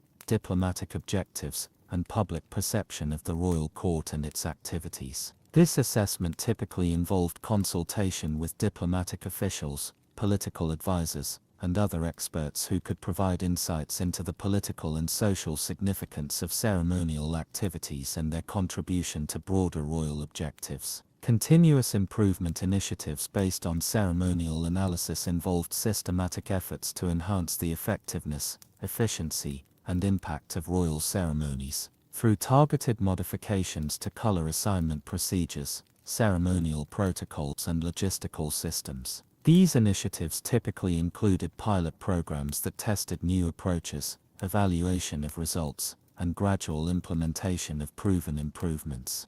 The standardization of ceremonial improvements involved the integration of successful innovations into established ceremonial protocols and training programs, ensuring that beneficial changes became permanent features of royal ceremonial practice rather than temporary experiments. This standardization typically required updating of ceremonial manuals, revision of training programs, and communication of new procedures to all relevant ceremonial officials. Regional variations in color assignment systems reflected local customs, available materials, and political considerations that varied between different royal courts and geographical areas, with each court developing ceremonial practices that were adapted to local conditions while maintaining appropriate standards of royal dignity and protocol. These variations provided opportunities for innovation and adaptation while preserving the fundamental principles of ceremonial color assignment. The exchange of ceremonial information between different royal courts facilitated the sharing of successful practices and innovations with diplomatic correspondence and official visits, providing opportunities for ceremonial officials to learn about effective procedures developed in other locations. This exchange of information contributed to the continuous improvement of ceremonial practices and helped maintain high standards of ceremonial effectiveness across different royal courts. Documentation of regional ceremonial practices included detailed descriptions of color assignment systems, ceremonial procedures, and innovative approaches that had been developed in different courts, providing valuable reference materials for ceremonial officials who were seeking to improve their own practices or adapt procedures for specific local conditions or requirements. The adaptation of ceremonial procedures for different types of royal events required careful consideration of the specific objectives, attendee characteristics, and logistical requirements associated with various ceremonial occasions, from coronations and weddings to diplomatic receptions and religious observances. This adaptation typically involved modification of basic color assignment principles to accommodate the particular needs and characteristics of different ceremonial contexts. Seasonal considerations for ceremonial planning included attention to weather conditions, availability of materials, and seasonal activities that might affect attendance or logistical requirements for royal ceremonies. These considerations typically influence scheduling decisions, indoor versus outdoor ceremonial arrangements, and the selection of materials and procedures that would be appropriate for different times of year. Weather contingency planning for outdoor ceremonies included alternative arrangements for color displays and ceremonial procedures that could be implemented if weather conditions made original plans impractical or unsafe. These contingency plans typically included indoor backup locations, modified ceremonial procedures, and alternative methods for displaying assigned colors that could be adapted to different environmental conditions. The integration of ceremonial color assignments with broader court activities ensured that ceremonial practices complemented and supported other aspects of royal administration and political objectives, rather than existing as isolated events that had little connection to ongoing governmental and diplomatic activities. This integration typically required coordination between ceremonial officials and other court departments responsible for policy implementation and political coordination. Long-term planning for ceremonial programs involved forecasting future needs based on anticipated political developments, changes in court structure, and evolving ceremonial traditions that might affect color assignment systems and ceremonial procedures. This planning provided the foundation for resource allocation decisions, training program development, and strategic initiatives designed to maintain and enhance the effectiveness of royal ceremonial activities. Strategic planning processes for ceremonial programs included analysis of changing political and social conditions, assessment of technological and material innovations that might enhance ceremonial effectiveness, and evaluation of resource requirements and availability for maintaining high-quality ceremonial programs over extended periods. These processes typically involved consultation with various experts and stakeholders who could provide insights into factors that might affect future ceremonial needs and opportunities. Budget planning for ceremonial activities required careful analysis of costs associated with color assignment systems, material procurement, personnel training, and facility maintenance, along with assessment of available funding sources and competing priorities that might affect resource allocation for ceremonial purposes. This budget planning typically covered multi-year periods and included provisions for both routine ceremonial activities and special events that might require additional resources. Resource allocation decisions for ceremonial programs involved balancing the need to maintain high-quality ceremonial standards with practical constraints on available funding, personnel, and materials, ensuring that essential ceremonial functions continued to operate effectively while also supporting program improvements and innovations when resources permitted. These decisions typically required ongoing consultation between ceremonial officials and court administrators responsible for overall resource management. Personnel planning for ceremonial programs included assessment of current and future staffing needs, identification of training requirements for ceremonial officials, and development of career progression paths that would attract and retain qualified individuals in ceremonial positions. This personnel planning was essential for maintaining the continuity and quality of ceremonial programs over time. Training program development for ceremonial officials involved regular updating of curricula and instructional materials to reflect current best practices, emerging technologies and techniques, and changing ceremonial requirements that might affect the skills and knowledge needed for effective ceremonial service. These training programs typically included both initial training for new officials and continuing education for experienced personnel. The evaluation of training program effectiveness involved regular assessment of training outcomes, feedback from program participants, and analysis of job performance among ceremonial officials who had completed different types of training programs. This evaluation provided information needed for continuous improvement of training programs and ensuring that they effectively prepared officials for their ceremonial responsibilities. Career development opportunities for ceremonial officials included advancement paths that recognized specialized expertise and exceptional performance, along with opportunities for cross-training in related areas that might enhance career prospects and program effectiveness. These opportunities provided incentives for high-quality performance and helped maintain morale among ceremonial staff. Professional development activities included participation in ceremonial conferences, exchange programs with other royal courts, and specialized training programs that provided exposure to innovative ceremonial practices and techniques. These activities contributed to the continuous improvement of ceremonial practices and helped maintain high standards of professional competency among ceremonial officials. Why slippers were kept by the fire overnight. The practice of placing slippers beside the hearth each evening was governed by considerations both practical and rooted in the careful management of household resources that characterized domestic life throughout the medieval and early modern periods. The positioning of footwear near the fire required a delicate understanding of distance and heat distribution, as leather and fabric could be easily damaged by excessive warmth, while simultaneously benefiting from the gentle circulation of heated air that would drive away moisture and maintain the materials in proper condition for the following day's use. Slippers of this period were constructed primarily from soft leather, often goatskin or sheepskin, with soles fashioned from thicker cowhide that had been treated through a lengthy process involving oak bark tannins and repeated applications of animal fats. The upper portions frequently incorporated felt made from compressed wool fibers, or in households of greater means, silk threads woven into decorative patterns that required particular care to prevent shrinkage or distortion when exposed to changes in temperature and humidity. The evening ritual of slipper placement began typically after the completion of supper, when the fire had been fed with seasoned oak or beech logs that would burn steadily through the night hours. The hearthstones, having absorbed heat throughout the day, continued to radiate warmth in gentle waves that could be felt at distances of 3 to 4 feet from the fire itself.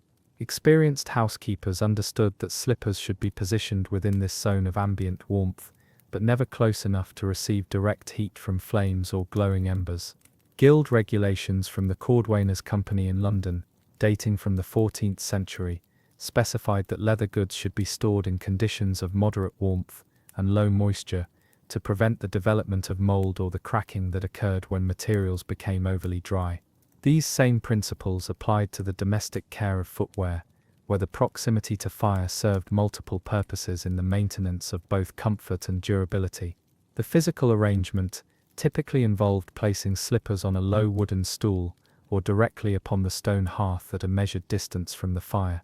Some households employed small iron trivets, three-legged stands that elevated the footwear slightly above the stone surface to allow air circulation beneath, while maintaining the proper distance from direct heat. The trivets themselves were often crafted by local blacksmiths according to standardized measurements that had been established through generations of practical experience. Regional variations in this practice reflected differences in climate, available materials and local customs. In the northern counties of England, where dampness was a persistent concern throughout much of the year, slippers might be placed closer to the fire and turned at regular intervals to ensure even drying. In households along the southern coasts, where salt air could cause particular problems with leather goods, the evening ritual included brushing the slippers with soft cloths before positioning them near the hearth. The timing of slipper placement followed established patterns that coordinated with other evening activities. After the final meal had been cleared and the kitchen implements cleaned and stored, the process of preparing footwear for the night began with a careful inspection of each slipper. Any accumulated dirt or debris was removed using small brushes made from boar bristles or stiff plant fibers, and loose threads or minor tears were noted for repair during daylight hours, when such work could be performed with proper visibility.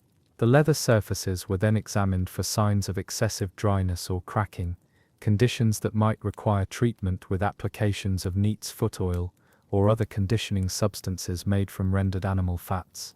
These treatments were applied sparingly with soft cloth rags, worked into the leather using circular motions that ensured even distribution without oversaturation that could lead to weakening of the material or unpleasant odors.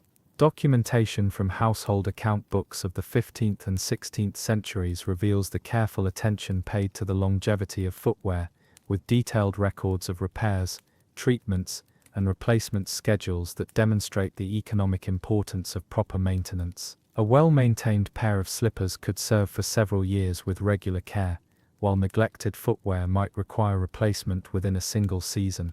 The positioning near the fire served additional purposes beyond simple drying and warming. The gentle heat helped to maintain the flexibility of the leather, preventing the stiffening that occurred when footwear was stored in cold, damp conditions. This flexibility was particularly important for slippers, which relied on their ability to conform to the shape of the foot for proper comfort and fit.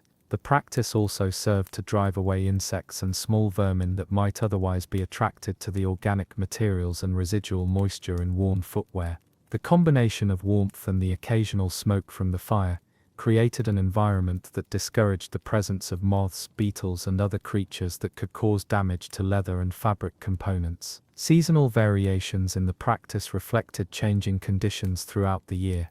During the winter months, when fires burned more consistently and for longer periods, slippers could be left in position throughout the night with less concern for overheating. Summer practices required more careful attention to timing, as fires were often allowed to die down earlier in the evening, and the placement might be adjusted to account for reduced heat output. The materials used in slipper construction influenced the specific requirements for overnight care. Slippers with significant fabric components required different treatment than those made primarily of leather, as woven materials could be more susceptible to heat damage while also being more prone to moisture retention. Silk-lined slippers, found in households of merchants and nobility, required the most delicate handling, with placement at greater distances from the fire, and frequent monitoring to prevent damage to the expensive materials. The development of regional techniques for optimal slipper care led to the compilation of informal guidelines that were passed down through generations of household servants and family members. These guidelines specified not only proper distances and positioning, but also the signs that indicated when slippers had been exposed to excessive heat or insufficient warmth. Properly maintained slippers would exhibit a soft, supple texture in the morning, with no signs of stiffness or brittleness that might indicate damage from improper care. The morning ritual of retrieving slippers from their position near the hearth required its own set of considerations. The footwear was examined for any changes in condition that might have occurred overnight, and the temperature of the materials was tested by touch to ensure they had not become overheated. Slippers that felt uncomfortably warm were allowed to cool before being worn, while those that remained cold might be repositioned closer to the fire for a brief period to achieve the desired warmth. The integration of slipper care into the broader patterns of household management required coordination with other evening and morning activities. The timing had to account for the schedules of banking the fire for the night, the preparation of breakfast, and the various other tasks that marked the transition between day and night in medieval and early modern households. Household manuals from the period occasionally included specific instructions for the care of different types of footwear, with slippers receiving particular attention due to their daily use and the investment they represented in household resources. These manuals emphasized the importance of consistency in care routines, noting that irregular attention to maintenance could result in premature deterioration and the need for costly replacements. The construction techniques employed by medieval cordwainers in creating slippers required specialized knowledge of leather preparation and stitching methods that differed significantly from those used for outdoor footwear. The process began with the selection of hides from animals that had been raised and slaughtered according to specific guidelines established by guild regulations. Young goats provided the softest leather for slipper uppers, while sheep offered materials with slightly different characteristics that were preferred for certain regional styles. The tanning process itself took place over periods extending from several weeks to several months, depending upon the desired qualities of the finished leather. Oak bark was ground into powder and mixed with water to create tanning liquors that would slowly transform raw hide into supple leather through the gradual penetration of tannins throughout the material. The hides were turned regularly during this process, with tanners checking the progress by examining the flexibility and color of the developing leather.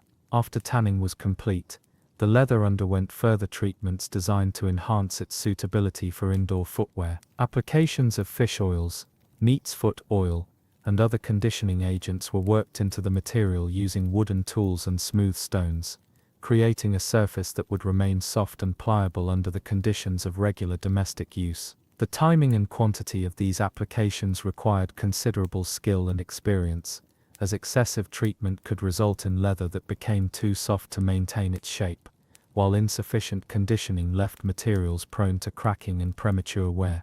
The cutting of leather pieces for slipper construction followed patterns that had been developed through generations of practical experience and refined through guild apprenticeship systems. Master cordwainers maintained collections of wooden and parchment templates that specified the precise shapes and dimensions required for different sizes and styles of slippers. These patterns accounted for the natural stretch and shrinkage characteristics of various types of leather, ensuring that finished footwear would fit properly after the stitching and assembly processes were complete. The stitching techniques employed in slipper construction utilized threads made from sinew, linen, or silk, depending upon the intended quality and price of the finished product. Sinew, obtained from the tendons of cattle or deer, provided exceptional strength and durability but required careful preparation involving cleaning, splitting, and treatment with natural preservatives. Linen thread, made from processed flax fibers, offered good strength combined with availability and moderate cost, while silk thread was reserved for the finest slippers intended for wealthy customers. The actual sewing process involved multiple stages, each requiring specific tools and techniques that had been standardized through guild training programs. Awls made from hardened steel were used to create holes in the leather, with sizes carefully matched to the diameter of the thread being used. Needles, often made from bone or metal, were selected based on the thickness of the materials being joined and the type of seam being created. Different seam types served various purposes in slipper construction, with some designed for strength, others for flexibility, and still others for appearance. The most common seams used in slipper construction included running stitches for joining flat pieces, overcast stitches for finishing edges, and specialized decorative stitches that served both functional and aesthetic purposes. The spacing and tension of stitches required careful attention, as inconsistencies could create weak points that would fail under the stresses of regular use. The assembly sequence for slippers followed established procedures that ensured proper fit and durability, while minimizing waste of materials and time. The process typically began with the preparation of sole pieces, which were cut from the thickest available leather, and sometimes reinforced with additional layers in areas subject to the greatest wear. The soles were then shaped using heated tools that compressed the leather, and created slight curves that would better conform to the natural shape of the foot. Upper pieces were prepared separately, with careful attention to the alignment of pattern elements when decorative designs were incorporated into the construction. The joining of upper and sole pieces required particular skill, as the seams had to be both strong and comfortable, with no rough edges or prominent ridges that might cause discomfort during wear. This joining process often involved the use of specialized tools that held the pieces in proper alignment while stitching was completed. Quality control during the construction process involved regular inspection of work in progress, with experienced craftsmen checking for consistent stitch spacing, proper tension, and alignment of pattern elements. Any defects discovered during these inspections required immediate correction, as problems that were allowed to persist could compromise the structural integrity or appearance of the finished slippers. The final stages of slipper construction included treatments designed to enhance both appearance and durability. Surfaces were burnished using smooth tools that compressed the leather fibers and created a slight sheen, while edges were trimmed and finished to ensure uniformity and prevent fraying. Some slippers received applications of dyes or stains that enhanced their color while providing additional protection against moisture and wear. The economic aspects of slipper production and maintenance intersected with broader patterns of household resource management that characterized domestic life throughout the medieval and early modern periods. The initial cost of quality slippers represented a significant investment for most families, often equivalent to several days of wages for skilled workers. This investment necessitated careful attention to maintenance practices that would maximize the useful life of the footwear and delay the need for replacement. Record keeping related to slipper care and replacement formed part of the broader documentation systems that organized household management during this period. Account books maintained by larger households included detailed entries recording the purchase dates, costs, and expected service lives of various items of footwear, along with notes regarding repairs, treatments, and eventual replacement. These records served both practical and legal purposes, providing information needed for budgeting future purchases while also documenting the stewardship of household resources. The training of servants and family members in proper slipper care techniques represented an important aspect of household education that was often overseen by experienced housekeepers, or the female heads of households. This training included instruction in the recognition of different types of leather and fabric, the proper use of conditioning treatments, and the scheduling of care activities to coordinate with other household routines. Regional differences in slipper care practices reflected variations in climate, available materials, and local traditions that had developed over generations of practical experience. In areas with high humidity, additional attention was paid to preventing mold and mildew, while regions with dry climates required more frequent applications of conditioning treatments to prevent cracking and brittleness. Coastal areas demanded special consideration of the effects of salt air on leather goods, while inland regions focused on protection from dust and dirt. The seasonal scheduling of slipper care activities integrated with broader patterns of household cleaning and maintenance that marked the transition between different times of year. Spring cleaning activities included thorough inspection and treatment of all leather goods, while autumn preparations focused on ensuring that footwear would remain in good condition throughout the harsher winter months. Summer care emphasized protection from excessive heat and humidity, while winter maintenance concentrated on preventing damage from cold and moisture.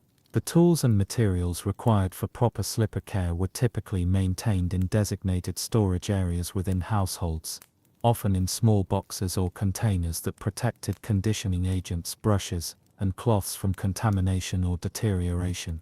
These storage systems were organized according to principles that ensured ready availability of needed supplies while preventing waste or spoilage of valuable materials. The development of household routines that incorporated slipper care into daily activities required careful coordination with other tasks and responsibilities that competed for time and attention. Successful integration of these activities depended upon establishing consistent schedules that could be maintained without disrupting the broader patterns of household operation, while ensuring that footwear received adequate attention to maintain its condition and usefulness. Documentation from guild records and household accounts provides insight into the standardization of care practices that developed during the medieval and early modern periods, with specific procedures becoming widely accepted as representing best practices for the maintenance of different types of footwear.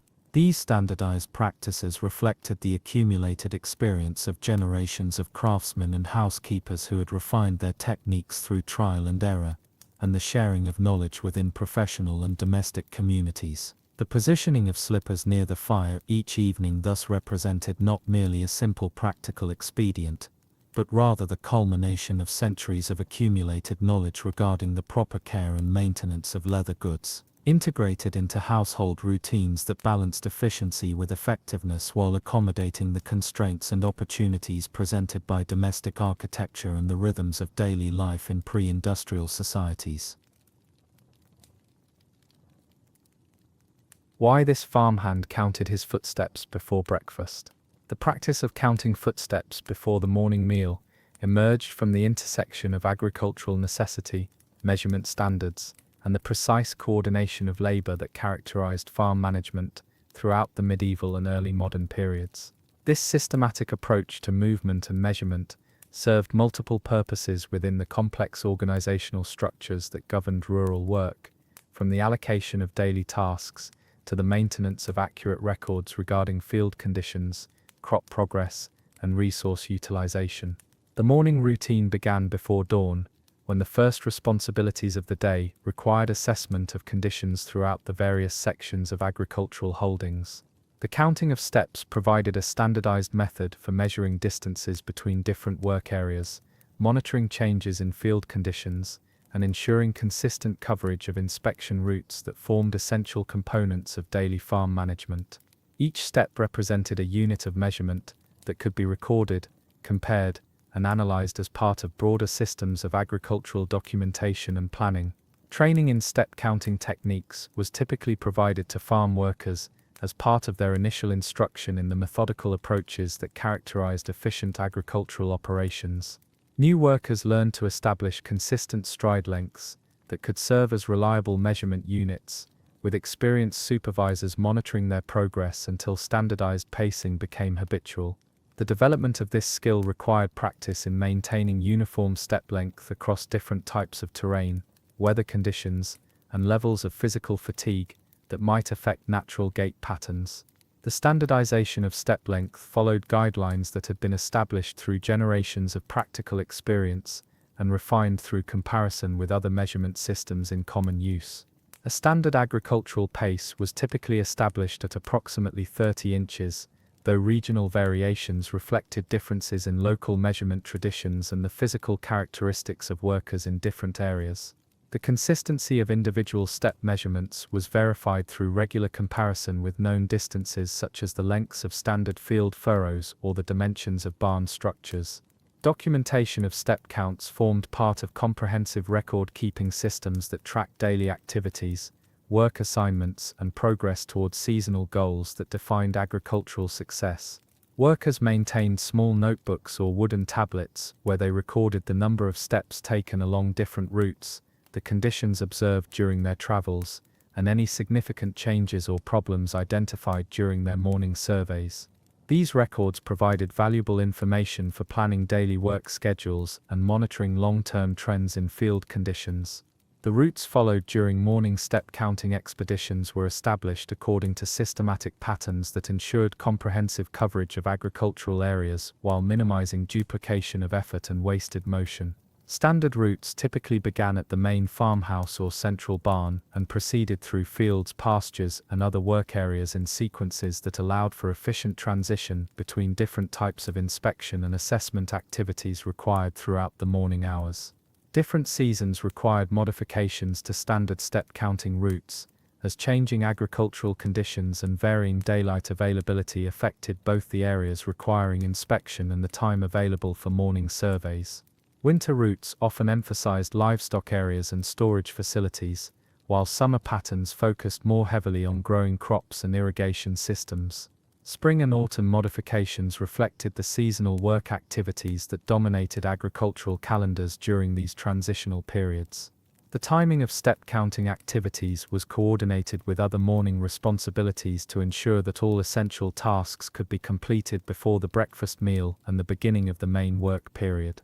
This coordination required careful planning and consistent execution, as delays in morning surveys could disrupt the entire daily schedule and affect the productivity of agricultural operations throughout the day. Weather conditions significantly influenced step counting routines, with modifications required for rain, snow, ice, and other environmental factors that affected both the safety of movement and the accuracy of observations made during morning surveys. Wet conditions might require longer routes that avoided muddy areas, while icy conditions demanded more careful attention to footing and potentially slower pacing that could affect step count accuracy and timing.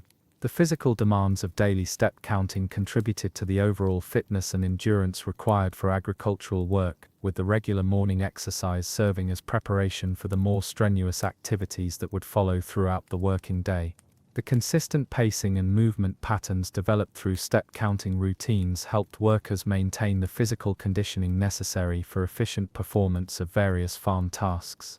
Regional variations in step counting practices reflected differences in agricultural methods, terrain characteristics, and local traditions that had developed within different farming communities. Areas with large open fields might emphasize longer routes with fewer direction changes, while regions with smaller, more fragmented holdings required more complex patterns that accommodated irregular boundaries and varied topography. The integration of step counting with broader farm management systems required coordination between individual workers and supervisory personnel responsible for overall planning and resource allocation.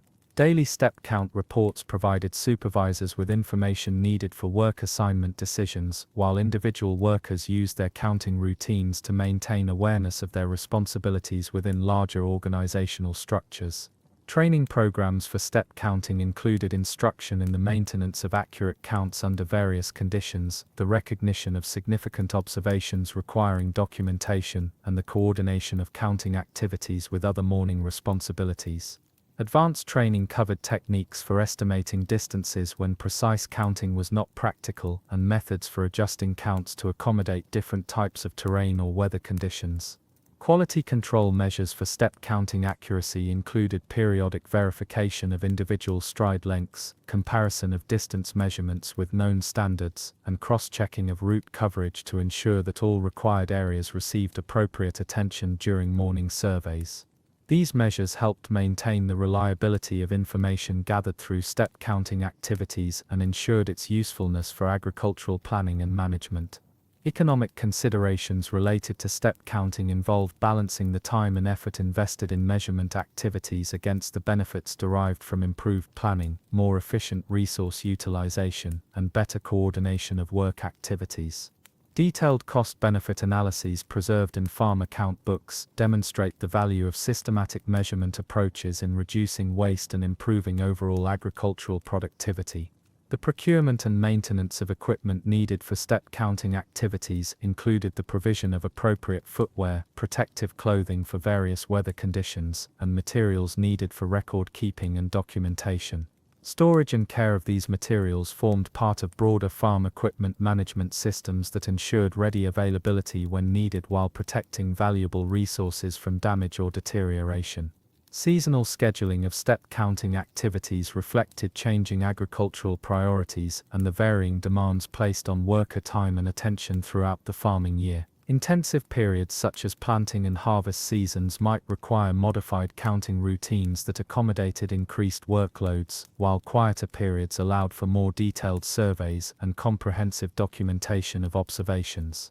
The coordination of step counting with livestock management required special consideration of animal behavior patterns, feeding schedules, and safety requirements that affected the timing and routing of morning surveys. Areas containing livestock might require different approach techniques, modified pacing patterns, or additional safety precautions that influence the execution of standard counting procedures. Field condition assessment during step counting expeditions provided essential information for daily work planning and long-term agricultural decision-making. Workers trained in systematic observation techniques could identify changes in soil conditions, crop health, pest problems, and other factors that affected agricultural productivity while maintaining their counting routines and schedule requirements. The development of specialized step counting techniques for different types of agricultural terrain required adaptation of basic counting methods to accommodate varying surface conditions, slope angles, and obstacle patterns that characterized different areas of farm holdings. Rocky areas might require shorter, more careful steps, while soft or uneven ground demanded modified pacing techniques that maintained accuracy while ensuring worker safety. Technological innovations in agricultural measurement gradually supplemented but did not replace step counting techniques, as the direct physical connection between worker and land provided valuable information that could not be obtained through other measurement methods. The combination of step counting with tools such as measuring rods, surveying equipment, and written documentation created comprehensive measurement systems that supported increasingly sophisticated farm management approaches.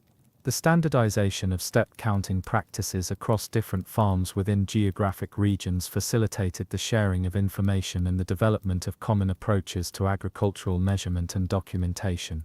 Regional standards for step length, route patterns, and recording methods provided frameworks for comparing conditions and practices between different agricultural operations while maintaining local adaptations to specific conditions and requirements. Professional consultation regarding step counting techniques was sometimes sought by larger agricultural operations seeking to optimize their measurement and documentation systems. These consultations connected practical farm experience with broader knowledge of measurement science and agricultural management theory, resulting in improved techniques that enhanced both accuracy and efficiency of step counting activities. The preservation of step counting knowledge through apprenticeship systems ensured continuity of effective practices across generations while allowing for gradual refinement and adaptation to changing agricultural conditions and requirements. Master farmers and experienced workers provided instruction in both basic techniques and advanced applications that supported sophisticated farm management approaches. Innovation in step counting applications extended beyond basic distance measurement to include techniques for estimating areas, monitoring changes over time, and coordinating complex work activities that required precise timing and positioning. These advanced applications demonstrated the versatility of step counting as a tool for agricultural management and planning under various conditions and requirements. The relationship between step counting and broader patterns of agricultural organization reflected the systematic approaches that characterized successful farming operations during the medieval and early modern periods. Regular measurement and documentation activities supported decision-making processes that affected everything from daily work assignments to long-term investment and development planning. Quality assessment criteria for evaluating step counting effectiveness included measures of accuracy, consistency, coverage completeness, and integration with other farm management activities. These criteria provided frameworks for identifying optimal techniques and training approaches while ensuring that measurement activities contributed meaningfully to overall agricultural productivity and success. The coordination of step counting with seasonal labor patterns required adjustment of routines to accommodate varying workforce sizes, skill levels, and availability that characterized different periods of the agricultural year. Peak seasons might require simplified counting procedures that could be executed quickly by temporary workers, while quieter periods allowed for more detailed surveys by experienced personnel. Safety considerations in step counting activities address the risks associated with early morning movement across varied terrain under potentially challenging visibility and weather conditions.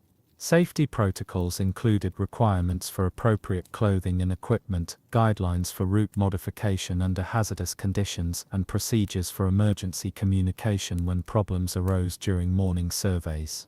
The integration of step counting data with broader farm record-keeping systems required coordination between different types of documentation and analysis activities that supported comprehensive agricultural management. Daily step count records were compiled with information from other sources to create complete pictures of farm conditions and progress towards seasonal goals and objectives. Regional climate adaptations in step counting practices reflected the influence of local weather patterns, seasonal variations, and terrain characteristics on measurement activities and their integration with agricultural work schedules. Areas with harsh winters might concentrate step counting activities during milder periods, while regions with wet seasons required special techniques for maintaining accuracy under challenging conditions. The timing of morning step counting relative to other daily activities required careful coordination to ensure that measurement activities did not interfere with time-sensitive agricultural tasks while still providing information needed for effective daily planning and resource allocation. This coordination involved balancing the benefits of early data collection against the constraints imposed by weather conditions and work schedules. Professional development opportunities for workers specializing in step counting and agricultural measurement included training in advanced techniques, instruction in record-keeping and analysis methods, and education in the integration of measurement activities with broader farm management systems. These opportunities supported career advancement while improving the overall effectiveness of agricultural measurement programs.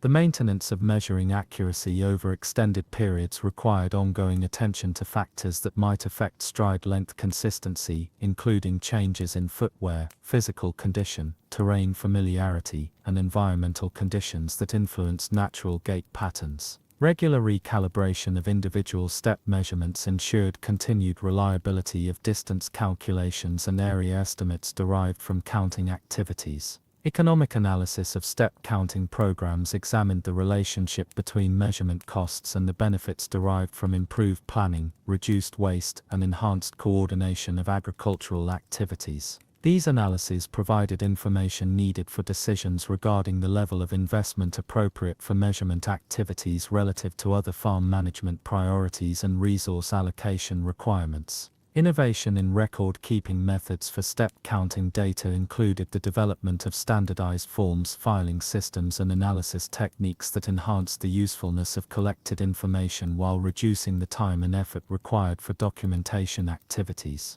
These innovations reflected broader trends towards systematic organization and analysis that characterized advancing agricultural management practices. The coordination of individual step counting activities with team-based agricultural work required communication systems and scheduling procedures that ensured measurement information was available when and where needed for group decision-making and task coordination.